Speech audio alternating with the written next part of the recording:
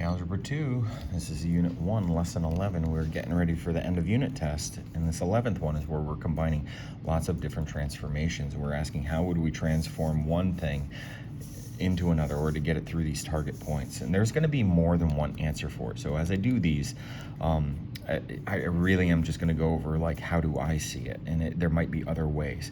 So the function d of x is a transformation of c of x. So that means that d is the new one, and c is the old one. We need to keep track of that because that determines the order of which things are going. If we did this one, working to turn it into this one, we'd be going backwards. But we want to say, how do we turn this one into this one? Describe a sequence of transformations that could move c of x to d of x. So to move this one over there, I'm noticing that a reflection is going to have to be involved. So I'm going to do that. It just says to describe it. So I'm going to say, all right, a reflection. What type of reflection? Well, I would have to flip this so it's over here, and it's going curving up and curving. Let's see, 1, 1, curving down. Okay. So, I'm kind of keeping track of this point here. That was 2 units away. So honestly, it should be 2 units away. I was a little bit off there. So let's look at that. That point kind of seems to be a nice point I could keep track of. All right, so that is a little messy, but again, it helps us dial in something. When I look at that, that's like coordinates to this one. That's going to help me talk about how do I translate this, over and down. So let's finish this. This is a reflection that would be a horizontal reflection. A horizontal reflection. Okay. And so how do we show a horizontal reflection? Well, we're taking c of x, but we would want the opposite of the x values is what would happen. Now, I'm not going to finish this because I also see that there is a translation. This would have to move 1, 2, 3 units, 3 units right, which means we would have a -3 with the x. Now, this isn't what you had to do for homework. You just had to describe it. But I'm going to say, like in words and in the rules, I want to use the rules. And then down 2, outside the parentheses, we'd put a -2. So we would say d of x is equal to the original function with those transformations applied to it. Okay, change one number in the equation so that the graph goes through the points. All right, it goes through the points that are here. So when I'm looking at this, I'm looking to see. So it says change one number in the equation, one number. So they are saying that you could transform this scale factor of 1/2 and this -2, and this also gives a reflection. There's a lot of stuff. There are 3 things going on. So let's look at them. First, the x -2 would take this graph. I'm going to get patty paper.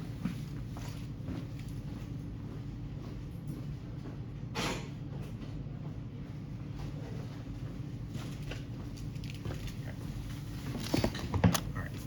Going to get patty paper, and when I look at this, I'm noticing that, we got that vertex here. We also kind of have some nice points. Where are my nice points? They're where the grid lines go through things. I'm going to keep track of those. Okay, so this x -2 would move it 1, 2 units this way. And then this negative out front would flip it. So if this is 4 units down, it would flip it. So it was 4 units, 4 units above. Okay. And that when I'm looking at this, that doesn't seem to get it in the right spot. So let's take this again. So this, let's see, the x -2. Oh yeah, with the x. Yeah, the 1, 2. All right, we're talking through it, thinking through it.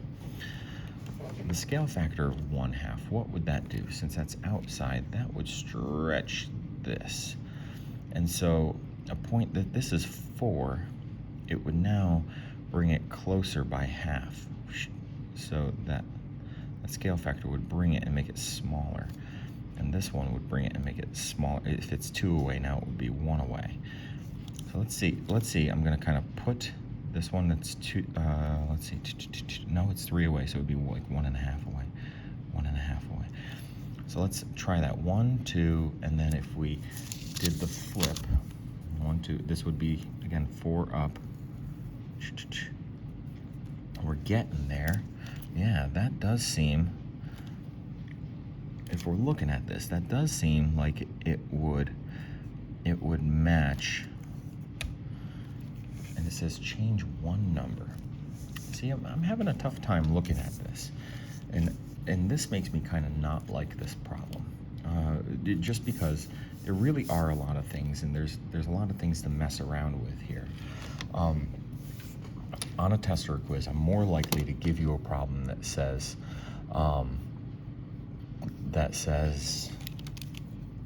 to work with this and find your own path. So don't worry, I'm not going to give you one like this. Now, the answer for this one is one where we do -1/2. All right, f of x minus 6. Let's just see like what happens with that. Well, so the problem with just reflecting it is that it's here and it needs to be, it's here, but it would need to also be shifted even more. So if we did the x minus 6, watch what happens with that. X minus 6 means move it right 6. 1, 2, 3, 4. All right, let's see. 1, 2, 3, 4, 5, 6. Look at how nice that is. Now, when we scale it and flip it, all right, when we scale it, it's gonna end up becoming, these points are gonna end up doing like this thing. All right, so I'm just gonna sketch that in. This is now the new one after we scale it by half. And then when we flip this over the x-axis, I have that x-axis, I can reline it up. Now it does match up.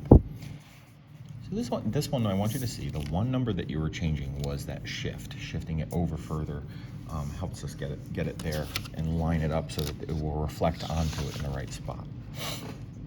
Okay, write an equation in terms of h of x, that makes it go through the points. Again, these are hard. These are so much easier on the computer because you could kind of guess and check and everything. So, so let's see. So I'm gonna take this function h of x and do a little sketchy here. Okay. Now, this is one that if you were to like just take this and let's get the axes in here so we can kind of keep things straight as we do it. I want you to see that if we just drop this, it eventually works. So the question is like, if we keep track of this point on the axis, how many units down would that have to move? 1, 2, 3, 4. So if I move it 4 units down, that goes through it. That is one way of doing it, and it can be hard to kind of see that because we don't have like the other points that kind of show that this would then go flat. This is where having the patty paper can be a vital way of you solving this. On the laptop,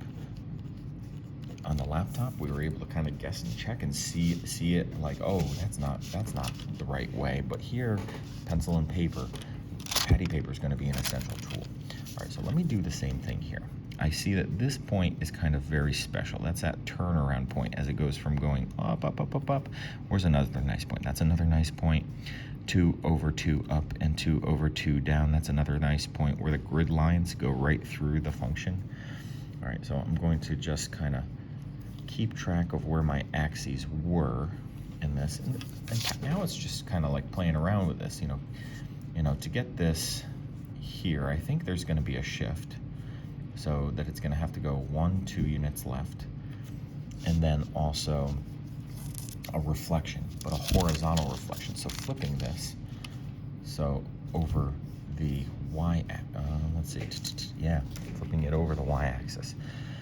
So yeah. So let's look at like what that could look like. So the question is kind of like what gets done first.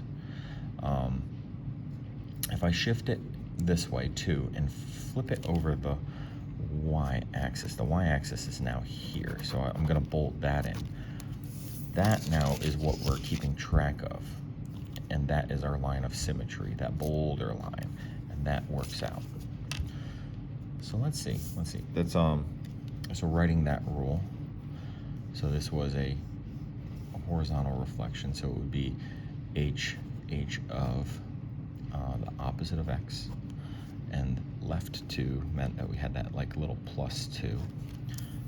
That should be one way of like writing this. Okay, so move on. I asked you to do 1 through 6, so we're almost there. Number 5, how do we make this thing go through this way? Well, yeah, this is going to be one where this is kind of tough to see. But the first thing we're going to have to do is take this function. This one's a challenging one to do. And if we look at this point that is 2 units away, 2. I'm going to keep track of this. This one is 2 units away, 2. The first thing we would have to do, I got that, got all that, all those little markings, you see what I marked. So I'm going to have to take this minimum, and if I do a vertical reflection and line that back up, okay. So first there's that vertical reflection. Okay, so let's see. So how would I show that vertical reflection? So that would be saying the opposite of h of x. The y values become their opposite. The next thing that I would do is look at this. It has a height of 2, but I need to have 2, 4, 6, 8. The new value that I need here vertically needs to be 8, so that it kind of like goes, and then this one goes 8 units down. So that's going to be a stretch. If I can take and stretch all of these, that's going to be a way of making it go through those 2 points. That's hard to see. But so if we look at that, the new value we want is 8. The old value was 2. So we're going to want to stretch that by a scale factor of 4. Okay. And let's see. Let's look at this one. Yeah, so this one looks like we're going to need to do some kind of rotation here. You know, or a double reflection.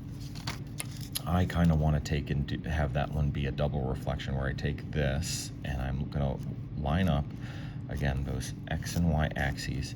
I'm going to flip it over the x-axis and it mirrors. Then I'm going to take and flip it over the y-axis and line those back up.